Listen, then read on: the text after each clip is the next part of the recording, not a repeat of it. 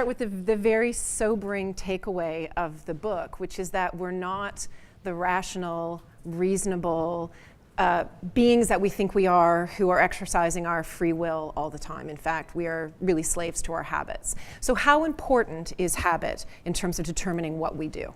Unfortunately, very important. I wish it was. I don't know. Does anyone in this audience have any habits?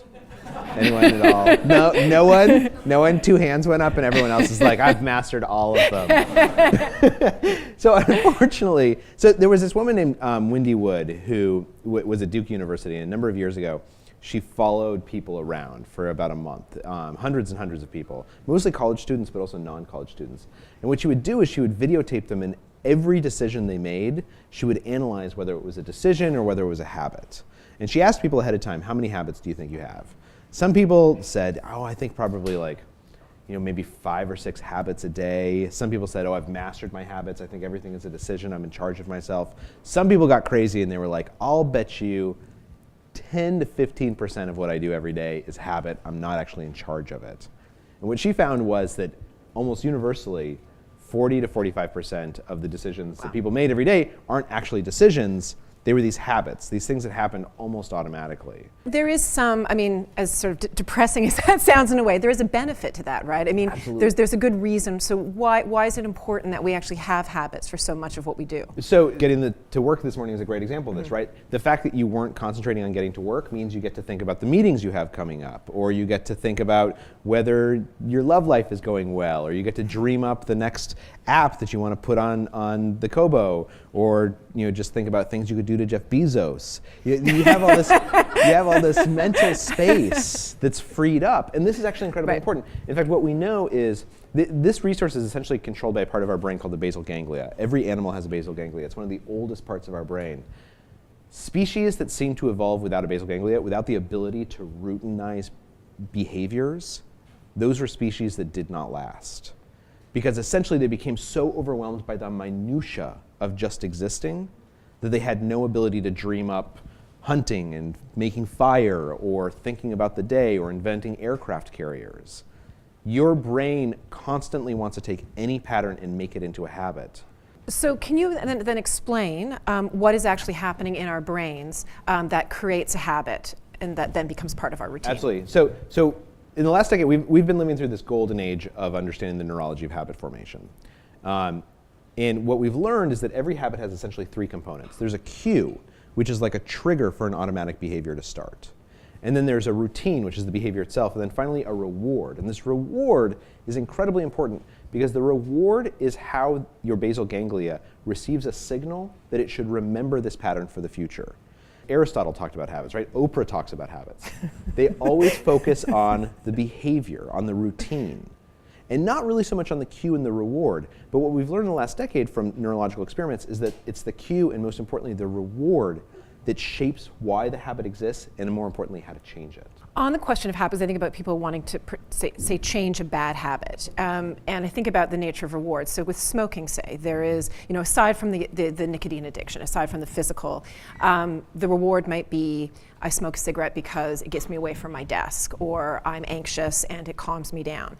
The other reward of not smoking is I'm healthier, I live longer. So why are some rewards maybe more enticing than others? Is there a difference? That's a great question, and this is like the number one question. So is anyone here a smoker?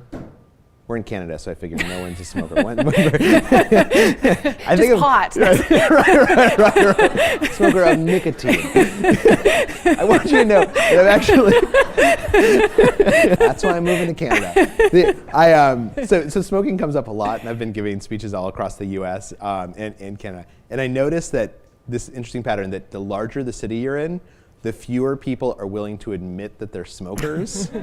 And yet, it turns out that the stats are actually the same. As many people smoke in like big cities as little cities. It's just that in big cities, it's like, you can't say you're smoking. And in little cities, like I say like, who's a smoker? And all the hands will go up. So smoking is a great example. Mm-hmm. So for those of you who have never smoked a cigarette in your life, let me explain what the process is like. Smoking is actually fun, right? Because nicotine gives you this buzz. There is a chemical reason why people smoke.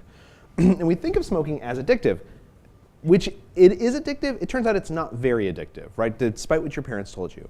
So according to medical studies, about 100 hours after your last cigarette, once the nicotine is out of your blood system, you are no longer addicted to nicotine.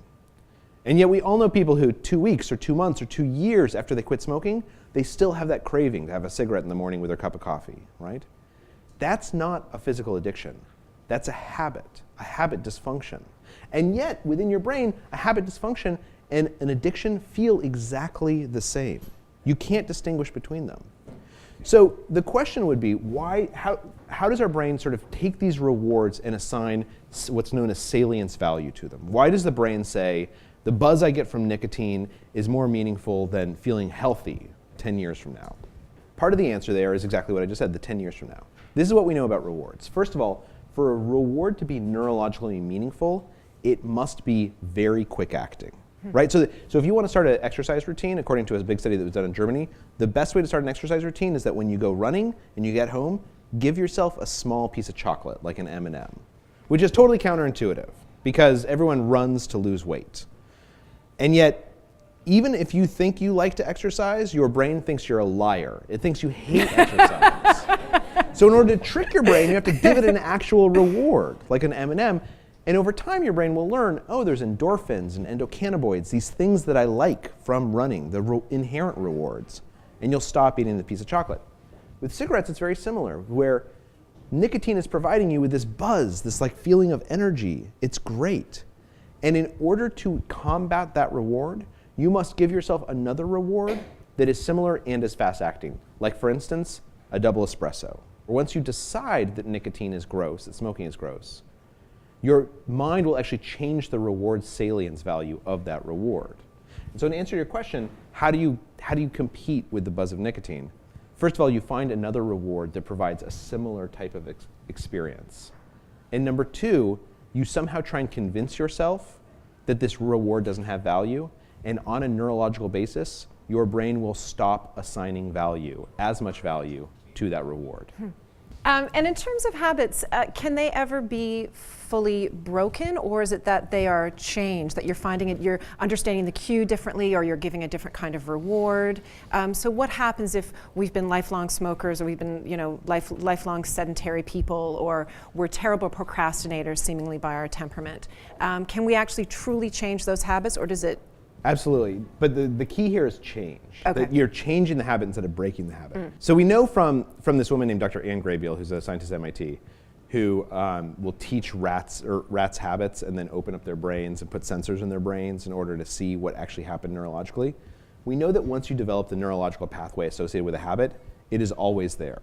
It can get diminished, but you will always have that pathway. So to break a habit is very, very, you can do it through willpower.